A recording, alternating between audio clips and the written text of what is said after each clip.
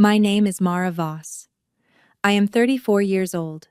The last time I sat at a table with my father, I was pressing a linen napkin flat between my thumbs, counting backward from 10 in my head, watching 112 people raise their glasses to a man who had just spoken for 11 minutes without saying my name once. I had paid for the evening. Every dollar of it. The venue, the flowers, the food, the photographer, the valet, the wireless microphone my father was holding when he forgot I existed. $23,400, 4 months of planning, 112 guests, 14 dietary exceptions, 2 wheelchair-accessible seating arrangements, a custom 3-tier cake with a bridge silhouette in edible silver on the top tier. All of it mine. I want to tell you how I got there. Not the version that makes it simple, not the story where he is a villain and I am a victim, and the lesson is clean at the end. The real version is slower than that and more ordinary, and, I think, more honest. The real version started when I was 7 years old, and it took 27 more years to finish writing itself, and when it was done, it did not end with a confrontation, or a revelation, or anything loud at all. It ended with a folded napkin, and a car brought around in 4 minutes by a young man in a black jacket who had no idea he was standing at the exit of the last scene. That is the story I am going to tell you. My father, Gerald Allen Voss, retired on March 14th after 31 years as a senior civil engineer with Hartman and Briggs Infrastructure Group in Columbus, Ohio. He was 63 years old. He is tall and silver-haired and has the kind of face that photographs good jaw, easy smile, the sort of man who looks distinguished rather than diminished when his hair goes gray. He is charming in the precise sense of that word, not performing charm, but genuinely possessing it, the way some people are genuinely funny or genuinely kind. He remembers names. The names of your children, your dogs, your college roommate, who came up once in passing conversation 3 years ago. He makes you feel, in the duration of a conversation, like the most interesting person he has ever encountered. I learned to read rooms from him. I learned to track names from him. I learned, from watching him work a room at company dinners and neighborhood gatherings when I was small, how to enter a space and immediately locate the people who hold its power. These are skills I use every working day. They are, in a meaningful sense, the foundation of my professional competence. He gave them to me without intending to, and without knowing he had. But he did not give me what I spent 34 years turning over in my hands, examining from different angles, trying to understand the shape and origin of, was any consistent, direct, unprompted acknowledgement that I was something he was proud of. Not when I was 7 and won the district spelling bee, and he was in a meeting, and my mother drove me and took 3 photographs on a disposable camera and made me a special dinner, and my father called that night and said, "I heard you won," and asked if I had homework. Not when I was 14 and made varsity tennis as a freshman, the only freshman on the team that year, and he came to 1 match that season and spent most of it talking to another parent on the sideline. Not when I was 17 and was accepted to Ohio State's Fisher College of Business with a partial merit scholarship and called him from my mother's kitchen and he said, "Good, that was the right choice." Not when I was 22 and graduated with a 3.91 gigapascals and he attended the ceremony and took photographs, and afterward at dinner a restaurant he had chosen downtown. One I didn't particularly like. He talked for most of the meal about a bridge project he was finishing in Dayton and asked me once what my plans were, and when I told him, nodded and said, "Financial planning. That suits you. That suits you." Not, "I am proud of you." Not, "That is impressive." A categorization. The kind of thing you say about a piece of furniture that fits a room. Not when I was 27 and passed the CFP board examination on my first attempt, an exam with a roughly 60% failure rate, an exam I had studied for across 14 months while working full-time, an exam I had thought about every single day for over a year, and I called him from the parking lot of the testing center in Dublin, Ohio, at 3:18 the afternoon because I needed to tell someone, and he was the first number I pressed. He picked up on the third ring. I told him. He said, "Good. I knew you would." And then, after a brief pause, "Did you eat lunch?" I said yes. I had not. I sat in that parking lot for another 10 minutes after we hung up, looking at the dashboard before I started the car. Not when I was promoted to senior advisor at Meridian Wealth Partners at 31, the youngest in the office's 12-year history, and my father sent a text 2 days after the announcement that said, "Preston told me your news. Good work. Preston told me your news." I have thought about that text more times than it deserves, more times than any 9 words should occupy in a person's mental accounting. But that is the particular nature of this kind of wound. It does not require a catastrophic injury. It requires the same small cut, reopened at predictable intervals, for long enough that the skin around it stops fully healing between occurrences. My parents divorced when I was 11. My mother, Diane, moved us to an apartment in Clintonville and returned to work full-time at Ashford Realty Group, a property management company on the east side of Columbus, where she eventually became office manager, a position she held for 16 years before retiring at 61. She is a practical woman, warm in the way that practical people are warm, not demonstrative, not effusive, but consistently, reliably present. She made dinner every night. She came to every match, every concert, every academic ceremony. She ironed my interview clothes before every job application and asked specific follow-up questions about each interview and remembered the answers the next time. She is the parent who showed up, and she knew she was the parent who showed up, and she never asked to be recognized for it, which is something I have come to understand as its own form of grace and also, possibly, its own form of the same pattern I inherited from her. My father kept the house. He kept his career, his social life, his golf game, the version of himself that existed before children complicated the picture. He had us every other weekend, every other Friday through Sunday, a schedule that was reliable in its structure and variable in its actual content. Sometimes those weekends were good. We made pancakes on Saturday mornings and watched football, and he drove us to Easton to see movies, and he was funny and present and easy to be around, and I loved him straightforwardly and without complication. Other weekends, he was somewhere else in himself, distracted, working through a project mentally even when he was physically in the room. On those weekends, I learned to be quiet and useful. I did my homework at the kitchen table, and I did not ask for things, and I made myself, as much as a child can make herself, low maintenance. Easy, no trouble. I was very good at being no trouble. Preston struggled with the divorce more visibly than I did. He was 13 when it happened, and he had 2 years of established teenage grievance to work with, and he used it: arguments, sullenness, a brief period of skipping school that alarmed both parents into paying closer attention to him than they had been.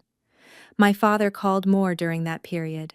He showed up more. He and Preston worked through something during those years that I watched from a careful distance and could not quite access: a rougher, more honest version of their relationship that emerged from the friction and became the foundation of the easy closeness they have now. I did not have conflict with my father. I had performance. I brought home grades and trophies and acceptances and accomplishments, and I set them on the table between us like offerings, and he received them like a man who had expected nothing less and was, in a vague and untranslatable way, satisfied. Satisfaction is not pride. I knew the difference even before I had the vocabulary for it. Satisfaction is about the satisfier. Pride is about the person you are proud of. He was satisfied with me for most of my life. I do not think he was proud of me until I forced him, in writing, to locate the feeling and name it directly. I started seeing Dr. Anita Reeves in January of the year before the dinner. Her office is on Fifth Avenue, in Grandview Heights, a converted Victorian house with a waiting room that has 2 armchairs and a white noise machine outside the inner door, and a bowl of individually wrapped mints on the side table that I have never taken but always notice. She is in her mid-50s, soft-spoken, unhurried. She has the specific skill of asking one question and then actually waiting, not performing patience but exercising it until the answer surfaces from whatever depth it was sitting at. I came to her initially because I had been promoted to senior advisor and felt, in the weeks afterward, worse rather than better. Not depressed, not anxious, not anything I could name precisely, more like hollow. Like I had climbed to a landing I had been aiming for and found, when I arrived, that the view was not what I had expected. And in the gap between the achievement and the feeling I had anticipated was a question I had not known I was carrying. For whom am I doing all of this? She asked me that question back in our third session, and I sat with it for a long time before I answered. For myself, I said. And then, after a pause, I think, she wrote something down. She said, "You don't sound certain." I was not certain. I am more certain now. We spent the first several months mostly talking about work, the nature of financial advising, the satisfaction and the cost of being trusted with other people's futures, what I had built, and what building it had required. Then 2 months on my mother, not because anything was wrong between us, but because Dr. Reeves's questions led there, and I found, looking at that relationship carefully for the first time, that my mother had spent much of my childhood quietly processing her own grief, and had done so privately and competently, and without burdening me with it. And I had learned, watching her, that the correct response to pain was to handle it quietly and keep moving. This was not a lesson she intended to teach me. It was the lesson that was available. Then we started talking about my father. Dr. Reeves introduced the phrase conditional visibility in a session in September, the experience of existing to a parent only when that existence served the parent's needs, being seen when useful, becoming functionally invisible when not.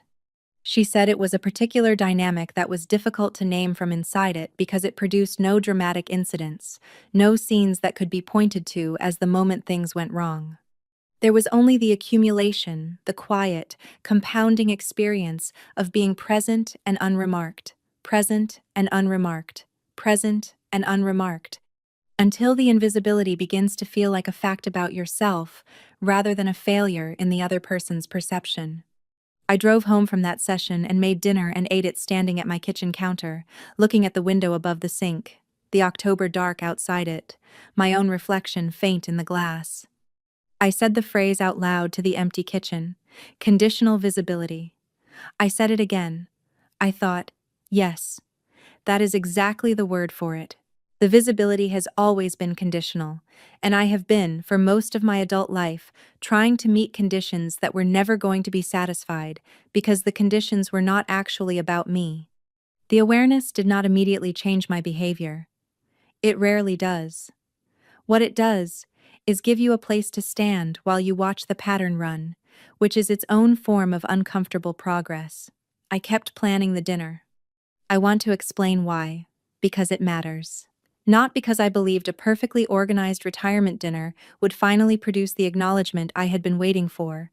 I had stopped believing in that specific outcome sometime around the year of the CFP exam, sitting in the Dublin parking lot after my father asked if I had eaten lunch. What remained after that, what has always remained, was something older than expectation. A habit of care that persists after the hope of reciprocity has been quietly set aside. A compulsion, maybe, to do the thing correctly, regardless of whether anyone noticed the doing. Infrastructure does not get thanked. Infrastructure gets used. Dr. Reeves would have something specific to say about that sentence. I know what she would say. I am saying it here so the record is complete. The planning began in October, when I called the Whitmore Club on Broad Street to ask about availability. The Whitmore Club is a private venue, formal, well-maintained, the kind of room that requires a minimum spend of $18,000 and operates on a 6-month waitlist for Saturday reservations.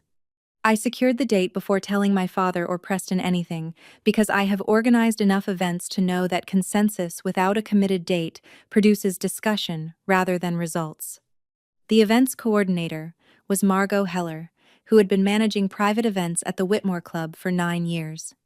In our first 40-minute planning call, she demonstrated the professional quality I value most. She answered the questions I asked and anticipated the questions I hadn't asked yet. She sent a 12-page event brief before our second call. I printed it, read it with a highlighter, and arrived at our next conversation with 14 specific questions. She had answers for 11 immediately, and followed up on the remaining 3 within 24 hours.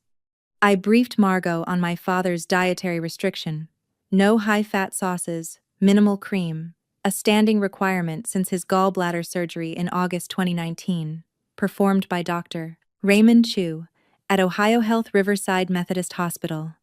I had kept the post-operative dietary guidelines in a folder on my desktop since the surgery because my father had called me twice in the 2 years after the operation, asking what he was and wasn't supposed to eat. I had told him both times and sent the document both times. Both times he had lost it. I passed the restriction to Margot in writing. She passed it to Marcus Webb, the executive chef, who confirmed receipt on March 6th and noted he had flagged it for the full-service team. The florist was Sandra Park, of Sandra Park Floral Design in German Village. My colleague Vanessa Okafor at Meridian recommended her. Vanessa had used Sandra for her sister's engagement party and described her as someone who does exactly what she says she will do and does not need to be followed up with, which is the highest professional compliment I know how to receive. I emailed Sandra on a Tuesday in November. She responded within 2 hours with her availability calendar and a detailed questionnaire about aesthetic preferences, formality level, and whether the honoree had any floral associations I should account for. I told her he didn't, as far as I knew. He had never in my memory expressed a preference about flowers. He had never in my memory bought them for anyone. Sandra proposed white ranunculus with eucalyptus, ivory pillar candles, and brass holders for the centerpieces. She sent a mood board, 6 reference photographs pulled from actual events, not stock images, which I noted and appreciated. The arrangement was understated and formal, and would photograph well without competing with the room. I approved it on December 3rd. We had 6 email exchanges over the following 3 months, every change confirmed in writing the same day. The final invoice arrived March 3rd, $3,200 for 12 centerpieces, delivery, setup, and full breakdown. I paid it March 4th. The photographer was Colin Reyes, referred by my client Marcus Huang, whose annual company gala Colin had shot the previous December. I reviewed his portfolio before our first call, primarily corporate and private events, clean compositional style, good with low-light interiors. His rate was $2,100 for 6 hours. I booked him in January and sent a detailed shot list in early March, pre-event room details, candid arrivals, family portraits at 5:45, and comprehensive speech coverage from at least 3 angles: podium, crowd reaction, and the family table specifically. I wanted the family table because I had a concrete image in my mind of what those photographs would look like. Me at the table in whatever dress I would wear, watching my father speak, proud in a way that could be documented. Colin sent the gallery link 3 weeks after the event. I have not opened it. I may, eventually. I have not yet found the right moment for whatever is in it.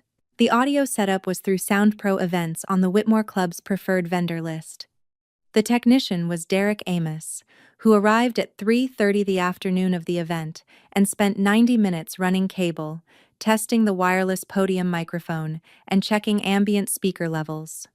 I briefed him on the playlist, a Spotify station my father plays on Sunday mornings when he makes eggs. I had been to his apartment for Sunday breakfast 23 times over the last 3 years. He always had the station running instrumental standards, some light jazz, background music that says things are fine without demanding attention. I had rebuilt the playlist privately so Derek could load it from my phone. Derek asked whether the honoree had a preference for microphone height.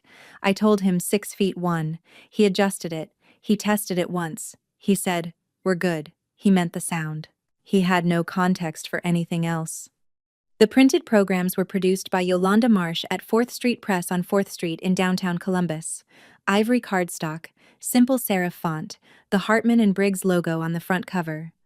On the back, a biographical timeline I researched and wrote myself, spanning 31 years of projects, milestones, and recognitions. I verified every date and title with Patrice Odom, my father's assistant, who had worked with him for 11 years. Patrice reviewed my draft and came back within 4 hours with corrections on 2 dates and the following note at the bottom of her email. "This is beautiful, Mara. He's lucky to have you." I saved that email in a folder labeled simply, "Dinner." It is still there. The valet service was through Pinnacle Valet out of Westerville, 3 attendants, 4-hour minimum, $480 flat. I coordinated their positioning with Margot to prevent bottlenecks during the 5 to 6 arrival window. I prepared 3 cash tip envelopes in advance, $40 each, paper clipped inside the front pocket of my clutch. I intended to tip each attendant at the end of the evening as guests departed. I used one envelope. On the way out, before the cake. The cake was from Linden's Sweet on Henderson Road. The baker was Petra Osei, who had been making custom event cakes for 12 years. She met with me for 45 minutes at a small table near her kitchen window, asking questions about my father with the specific attention of someone who understood that a cake tells people something about how the person commissioning it sees the person being honored. She asked me what my father had built in his career that I was most proud of. I thought about it longer than the question appeared to require. I told her about a pedestrian bridge he had designed in Clintonville, a small project by the standards of his career, not the largest or most decorated, but one he had mentioned at dinner once when I was in college. It was the only time I could remember him talking about his work with something that sounded like love for the thing itself, rather than pride in his execution of it. He had described the way the light moved across the walkway at 6 a.m. The specific quality of early morning light through the cable stays, and he had gone quiet for a moment after, the way people go quiet when they have said something more honest than they intended. Petra drew a bridge silhouette on her notepad while I described it. She looked at the sketch, made one small adjustment with her pencil and said, "That's the one." 3-tier cake, ivory fondant, the bridge, in edible silver on the top tier. She sent 3 mock-ups in February. I approved the final version on February 19th. The total cost of the event, when the final Linden Suite invoice arrived on March 9th, was $23,400. I paid it the same day. The transaction took 4 minutes. I confirmed payment, closed the browser tab, and went back to a client file I had been reviewing. Preston had sent $600 via Venmo in February, with a note that said toward the party. I thanked him. He did not ask what the total was. I did not tell him. My mother sent a card. She texted me a photo of it before mailing a cream envelope addressed to my father's apartment in her handwriting. She had written inside, "Congratulations on a well-earned rest, Gerald. And I hope someone remembers to thank you, Mara." I read that text 4 times in a row. I set my phone face down on my desk and sat very still for a moment. She knew. She had always known, across 23 years, and a divorce, and 300 miles of distance, exactly what kind of invisible I was to him. The shape of it, the specific contours of what went unacknowledged. Then I went back to work. I arrived at the Whitmore Club at 4:45 to oversee final setup. Margot Heller was already walking the room with her clipboard and a staff member, checking each table against the event brief. The linens were dressed white, pressed, precisely laid. The ranunculus arrangement sat low and full across the center of each table, the brass holders catching the early evening light from the west windows. The candles were not yet lit. The room smelled like flowers and something warm moving from the kitchen. I stood at the entrance for a moment and looked at it. It was exactly right. Every element I had chosen or approved or coordinated over 4 months was present and correctly placed. The room looked like something built with care, and it had been built entirely by me, for a man who would stand in the center of it in a few hours and not see the builder. Margot came to the entrance. "Everything is on schedule," she said. "Chef Webb confirmed first course at 7. Colin is setting up near the east wall. Valet team is outside." She paused. "You did excellent prep work on this one, Miss Voss. Tonight should run clean. I thanked her. I walked the room once, slowly. I adjusted one candle holder by half an inch. I moved a program that had been set at a slight angle. I confirmed with Derek Amos that the microphone was functioning and the playlist was loaded at the correct volume. He ran a test. It was fine. At 5:38, my father arrived. He came through the main entrance in a charcoal suit I had not seen before, new, well-fitted, the suit of a man who knows he is going to be looked at and has prepared accordingly. He stopped in the doorway and took in the room. His face went still for a moment, genuinely still, the face of a man who had expected something modest and found something considered. He looked at me. He said, "Mara, this is something. Not, you did this. Not, I can see how much work went into this. Not even, thank you. A room assessment. The kind of thing a man says about a sunset or a well-designed building. Something that exists, independent of the person who made it exist."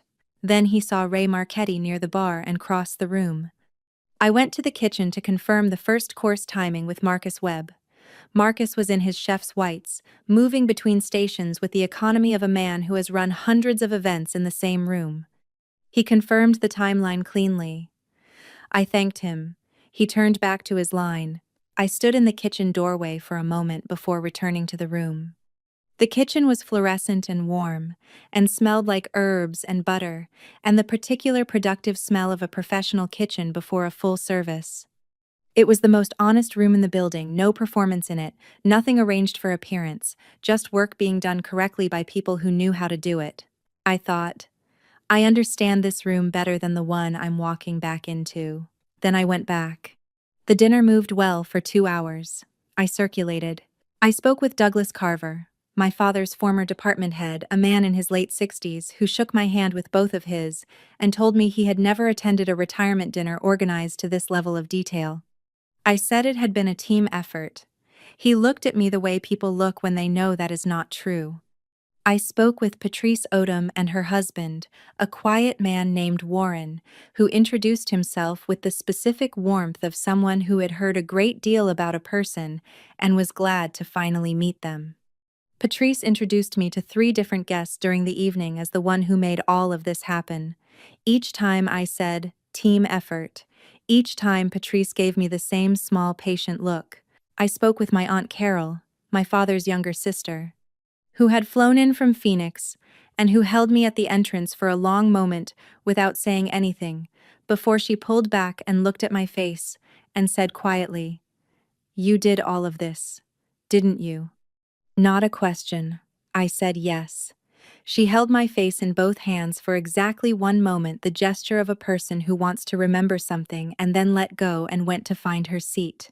I sat down at 7:14, Preston to my right, my father at the head, talking to Douglas Carver and Bill Strickland, who had driven up from Cincinnati, a 3-hour drive for a man who wanted to be there.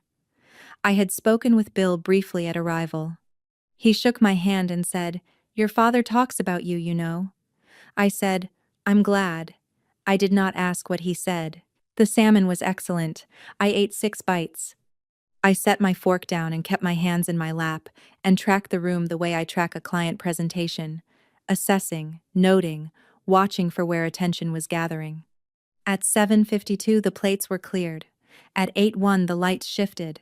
At 8:03 Margot brought my father the microphone. He stood. I set my water glass down. My father holds a room the way he always has, without visible effort, without performance, with the ease of a man who has been interesting to other people his entire life and has never had to work very hard at it. He started with a joke about golf and Tuesdays. The room laughed. He moved through the institutional acknowledgments, the company, the history, 31 years of building things that would outlast him, and he said that part well. I noticed. Then he thanked people. Douglas Carver, by name, the best arguments I ever lost. Bill Strickland, by name, the first project, the one that confirmed the choice. Ray Marchetti, by name, 22 years of lunches and honest feedback. His colleague Linda Casper, by name, who had covered for him for 3 weeks when Preston needed surgery. His colleague Thomas Adeyemi, by name, who had driven him to the hospital the night of his gallbladder attack and waited 4 hours without being asked. Patrice Odom, by name. 11 years of keeping him from walking into walls. Patrice laughed. Warren put his arm around her. Margot Heller, by name. The extraordinary presentation of this evening. He gestured at the room. Margot nodded from the back wall. Marcus Webb, by name. Colin Reyes, by name. The florist, he did not know her name, had never asked, so she became the woman who did these incredible flowers. Whoever you are, and I watched Sandra Park's centerpieces receive a compliment that did not include her name, which is a specific kind of erasure I recognized. His sister Carol, by name. His brother-in-law David, by name. Preston, by name. Preston, you have always shown up when it counts. Then my father said, I am a lucky man. A very lucky man. Thank you all for being here tonight. He raised his glass. 112 people raised theirs. I sat with both hands flat on the white linen tablecloth, and I counted backward from 10. 10. I thought, he will add it at the end, a coda. He forgot in the middle. 9. 8. He did not add it. 7. I thought. He will turn to the family table now, make eye contact, say something directly. 6. 5. He handed the microphone back to Margot. He sat down. He said something to Douglas Carver. Douglas laughed. 4. I understood, fully and finally and without ambiguity, that I was not in the speech, not as a nervousness artifact, not as an oversight. As a fact. The same fact that had been true in the Dublin parking lot and in the text about the promotion, and in 34 years of offerings set on a table and received without being seen. I was the person who handled things. Infrastructure. And infrastructure does not receive a toast. 3. Across the table, the cake had just been brought to the serving station near the east wall. Petra O'Sea's 3-tier cake, ivory fondant, the Clintonville Bridge in edible silver on the top tier. My father had not yet seen it. I watched him from the corner of my eye as someone turned the cake stand to face the room. He looked up.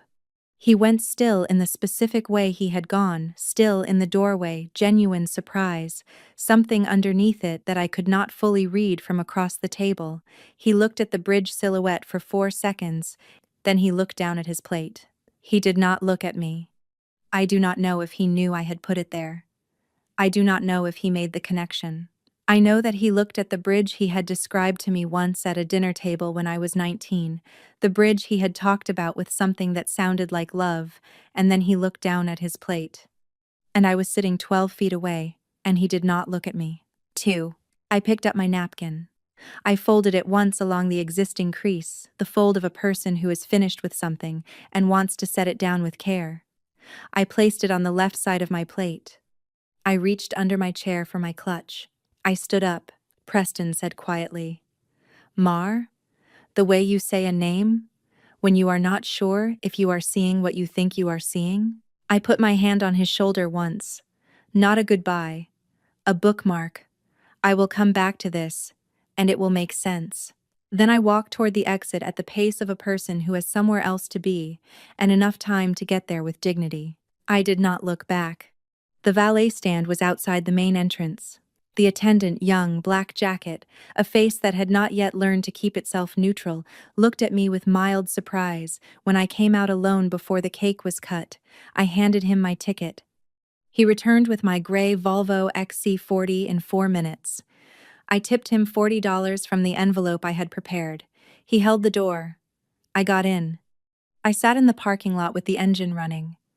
Not thinking in the usual sense, more like letting the evening move through me and drain out, the way you let water run through your hands. Feeling the weight of it and also the complete absence of surprise, both things true at once. Then I drove home. 12 minutes.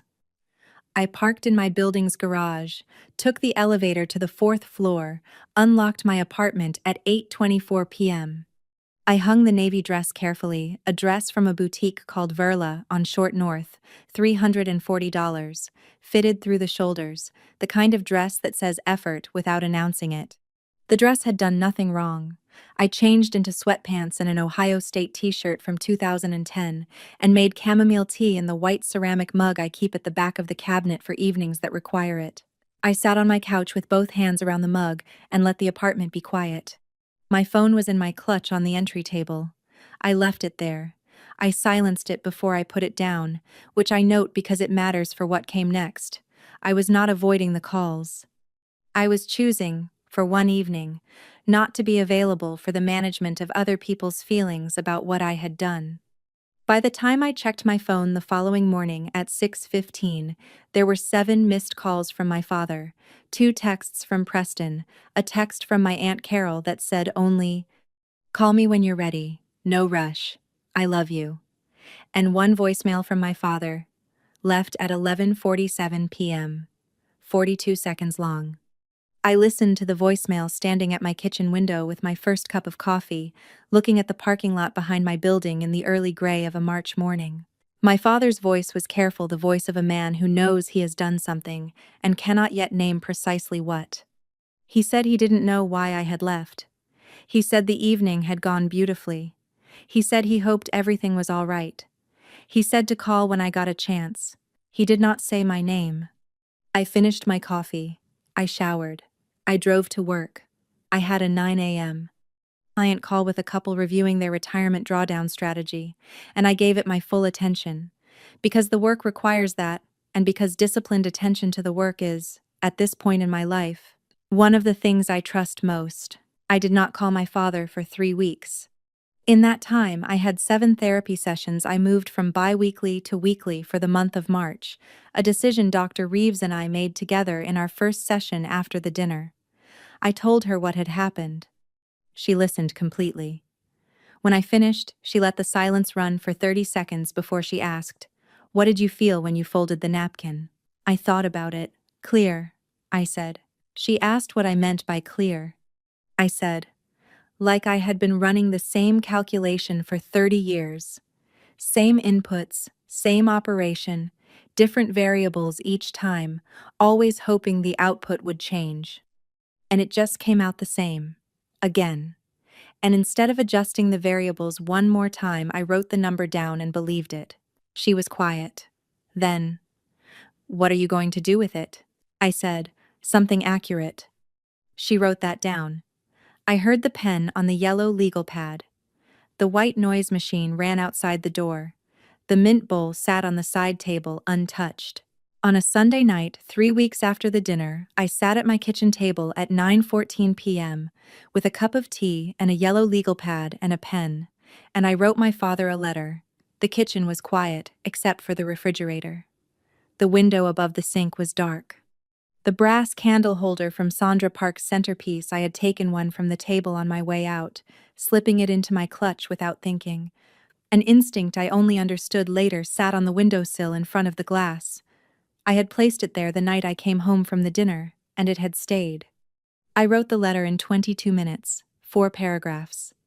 I did not revise it. I read it once before folding it, and found that it said exactly what it needed to say. The first paragraph documented the dinner.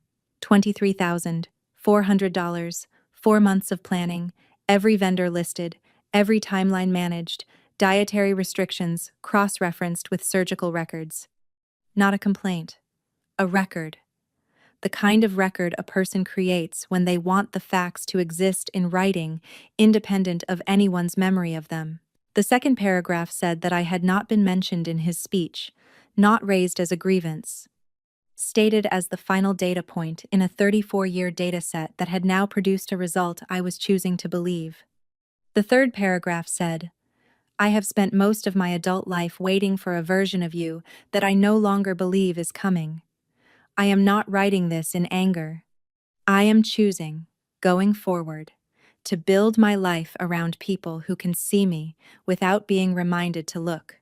The fourth paragraph said, "I wished him well in his retirement and would be in touch." I sealed the envelope. I wrote his address in my own handwriting. I set it on the kitchen table where I would see it in the morning. The brass holder sat on the windowsill. The refrigerator ran. The kitchen was quiet in the way that a room is quiet when something has just been finished in it. I went to bed. My father called 4 times after the letter arrived. I answered on the 6th day, the third call. I had decided on 6 days in advance, long enough for the letter to have been read and sat with, not so long that silence became its own form of punishment. He talked for a long time. He said he hadn't meant to leave me out, that he had been nervous, that the speech had moved in a direction he hadn't anticipated, that he had planned to mention me. He said he was proud of me. He said the words, "I am proud of you, Mara." 6 words in a sequence, directly to me, without Preston as an intermediary, without a text, without a qualifier. I sat with those words. I turned them over the way you turn over a number that doesn't quite reconcile with the rest of the ledger. They felt true. That is the part that is hardest to explain. They felt true, and also 34 years late, and also entirely consistent with a man who carries the feeling but cannot locate it until the absence has been named in writing by someone who has finally run out of patience for waiting. I said, "Thank you, Dad. I hear you. Not, it's fine. Not, I forgive you. Not, it doesn't matter. Those things were not accurate. I hear you was accurate." And I left the rest of the sentence empty, because it was mine to leave empty if I wanted to. 8 months after the dinner, I was promoted to managing advisor at Meridian Wealth Partners. My client roster expanded from 41 to 63 households. My client retention rate over the preceding 3 years was 97.3%, the highest in the office's history. My managing director, Kathleen Drummond, who has run Meridian's Columbus office for 19 years with the kind of competent steadiness that makes everyone around her work better, told me in my promotion meeting, "You know how to make people feel accounted for. That's the skill, Mara. That's what your clients feel when they work with you." I thanked her. I thought, yes, I have been practicing that for 34 years. I kept the thought to myself. My colleague, Terrence Blake, who had made the same promotion 6 months before me and had been quietly mentoring me through the process without making a performance of it, set a coffee on my desk the morning the promotion was announced and said, "Finally, they were waiting too long." I told him I appreciated that. He shrugged. He said, "You don't need me to tell you, but I'm going to anyway." I have thought about that sentence many times since. The understanding that someone might know you don't need the acknowledgement and choose to offer it anyway, freely, without an occasion that is made of different material than what I grew up with. It is a small thing. It is also not a small thing at all. Preston Venmo'd me $2,300 in May. The note said, "The rest of what I owe you, approximately. I know it's not enough." I thanked him and told him he didn't have to. He said he knew. We had dinner in Columbus when he flew back in June and split the check and talked for 3 hours about things that were not the dinner and eventually about things that were. He said, "I didn't understand what it cost you. The money, but also I just didn't understand what it cost you." I told him I knew he hadn't. I told him it was all right and I meant both parts of that equally. My father and I have spoken 8 times since the letter. The conversations are shorter and more honest than the ones before, less weighted with the invisible freight of what was not being said. He talks about his golf game, his retirement schedule, a trip he is planning to Portugal in the fall. He asks about my work with what sounds, genuinely, like curiosity. I told him about a hiking trail in Hocking Hills. I had gone back to 3 weekends in a row because of the light through the trees at 7 a.m., a specific quality of early morning light I had not found anywhere else. He listened for longer than I expected. He said, "You should take photographs." I said I had been. He said, "Good. It is not repaired. I am not sure repair is the right frame. What I am working toward is something more like accuracy, a relationship that corresponds to what it actually is, rather than to what I spent 34 years hoping it might become. That is slower work than forgiveness, and I think it is more honest." My Aunt Carol's card has been on my desk at Meridian since the morning it arrived in April, between my CFP certification in its frame and a photograph of Hocking Hills at 7 a.m. The light through the canopy, in long horizontal lines, the color of something just beginning. The card says, "You set a beautiful table, Mara, even when no one pulled your chair out for you." The brass candle holder from Sandra Park's centerpiece is on my kitchen windowsill, where I placed it the night I came home. Every morning I make coffee and I see it there, the specific weight and finish of something I chose that came out exactly as I had imagined it, that belongs entirely to me, in a way that the evening could not quite manage to be. I chose it. It is still mine. That is enough, and more than enough. And it took me 34 years to understand that enough was ever a category I was allowed to occupy. That is my story. If you have ever been the one who planned it, funded it, managed every detail, and then sat in the room where every name was called except yours, I want to ask you one thing. When that moment came, what did you do? Did you stay at the table and keep smiling? Did you say something? Or did you fold your napkin quietly and walk out before anyone noticed you were gone? Drop your answer in the comments. I read every single one. If this story sat with you, subscribe. There are more where this came from. I'll see you in the next one.